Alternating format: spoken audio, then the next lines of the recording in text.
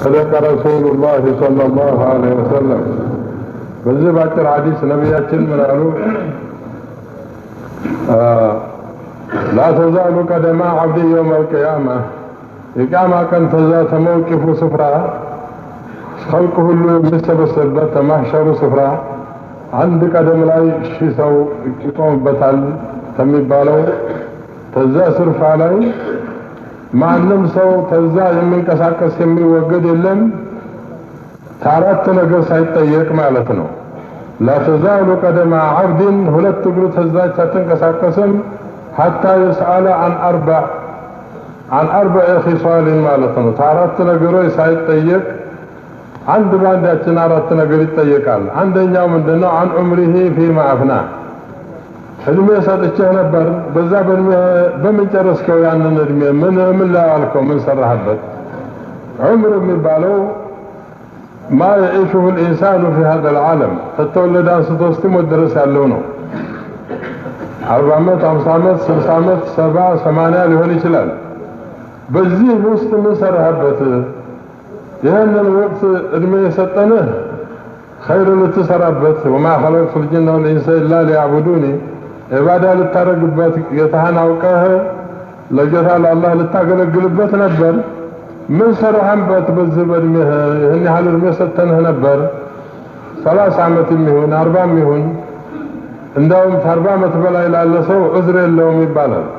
أولم نعمركم ما يتذكر فيه من تذكر ያለውን 40 ሰና ነው ብሏል። የሚገሰጥ ሰው ሊገሰጥበት የሚችለውን ዘመን ያህል አላኖርንም ወይ? 40 ዓመት ሆነው ወዲያ ሰው እንግዲህ ሰውነቱ ሙሉ ይሆናል፣ አቅሉም ሁሉም የሚከምልበት ነው። ከዛ ወዲያ እንግዲህ ምንም ምክንያት የለው። በሲባው ወይም ደግሞ በሸባቡ ጊዜ እንኳን ሸህዋ ለቀልበው ወይ ብዙ ነገር ሊለው ይችላል። ከዛ በኋላ ወደ አላህ መመለሻና ተፈኩር ማድረጊያ ወቅት ነው። ለኢባዳ መመለሻ ወቅት ነው። ሰለፎች 40 ድረስ በሌላው ነገር ይሻገሉና ከዛ ወዲያ ወደ ኢባዳ ስራፍ የሆኑ ነበር። በኩልያ ወደ ኢባዳ ይዞሩ ነበር ይላል። እና ታዲያ ታድሜው ታይጠየቅ አንድ ሰው ከዛ ችግሩን የሚያንቀሳቅስ የለም። ምን ሰራህበት? በሰጠው እድሜ ረጅም እድሜ ሰጥቻለሁ ይሄን ያህል በዛ ውስጥ ምን ሰራህበት ተብሎ ይጠየቃል። እና عن عمره فيما أفنى وعن شبابه فيما أبلاه በጉብዝናው ደግሞ ጉብዝና ሰጥቼህ ነበር አካልህ የተሟላበት ሸባብ የሚባለው እስከ 30 ዓመት ድረስ ያለው ዘመን ነው። በዛ ዘመን ውስጥ ደግሞ ምን ሰራህበት? የፈለከውን ልታረግበት የምትችልበት ኃይል ሰጥቼህ ነበር። ቁዋ የሰውየው ቁዋው የሚሟላበት ወቅት ነው። በዛ ወቅት ብዙ ኢባዳ ለመስራት ብዙ ነገር ለመስራት ይችላል። ምን ሰራህበት? ያ ሸባቡን በጉብዝና ምን ሰራህበት ተብሎ ሳይጠየቅ ማንም እግሩን ተዛች የሚያንቀሳቅስ የለም። وعماله من أين اكتسبه وفيما أنفقه ተገንዘቡ ደግሞ አንድ ባንድ ይጠየቃል። ይሄን ገንዘብ ተምን ከሰብከው? በሐላል መንገድ ነው ወይስ በሐራም? በመቀማት በማጭበርበር በመሸፈት ወይም በውሸት ነጋዴም እንደ ባይ ሙሽተሪ ያልተገዛበትን والله በዚህ ነው የተገዛው ይሄን ፈጅቶብኛል ያልፈጀውን ይሄን አውጥቼበታለሁ በውሸት ነው ወይስ እውነት በእውነት? እውነት የሆነ እንደሆነ አታጅሩ ሱዱቁ ማል ኪራም البرራ ተብሏል። በጣም የተባረከ ከስብ ነው ትጃራ እውነት የሆነ እንደሆነ ውሸት የሌለበት አይማኑል ካዚባ የሌለበት የሆነ እንደሆነ እና ተምን ከሰብከው ይሄን ገንዘብ ተሐላል ከሰብከው ተከሰብከውስ በኋላ ደግሞ ተሰበሰብከው በኋላ وفيما أنفقه እምን ላይ አዋልከው? ለኸይር ስራ አዋልከው? ለተቸገረ ለድሆች በመስጠት ዘካውን ሐቁን ሐቅል ቀራባ ዘመድን ሐቅ በማውጣት ደግሞ ለኸይራት ደግሞ في الأعمال المشروعات الخيرية ለመሳጅድ ለመዳሪስ አዋልከው ወይስ ለመላሂ ለዚና ደግሞ ለሲኒማ ለምናምን ለማይረባ ነገር አላህ ለማይወደው ነገር በምናምን አጠፋኸው? በምን ላይ አዋልከው ተብሎ ሳይጠየቅ አንድ እንኳን ሰው የሚያልፍ የለም ይላል። እና ምን አይነት ተሰበው መጀመሪያ ተምን እንደከሰበው ተሐላል ነው ተሐራም ነው በማጭበርበር በሐቅ ነው ከከሰብከው ደግሞ ተከሰብከው በኋላ ተሰበሰብከው በኋላ እምን ላይ አዋልከው ተብሎ ሳይጠየቅ መቅረት የለም ማለት ነው።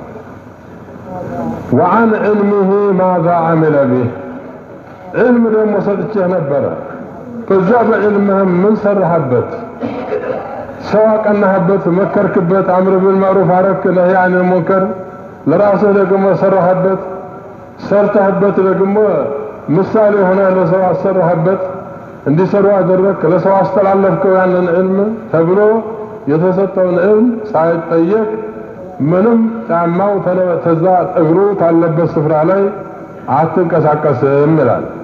የውመል ቂያማ በጣም ነገሩ የጠና ነው እና ማንኛውም ሰው ይህንን አውቆ ይህን ወርቅ የሆነውን ዑምራችንን አላህ የሰጠንን እያንዳንዷ ደቂቃ ሁላ የምንመረመርባት መሆኗን አውቀን ደቂቃው ሰኮንዱ ሰዓቱ ሁሉ ምን ላይ እንደዋለ የምንጠየቅበት ነው እና ኸይር ነው። አልወቅቱ ምን ذهب ይባላል ወርቅ ነው።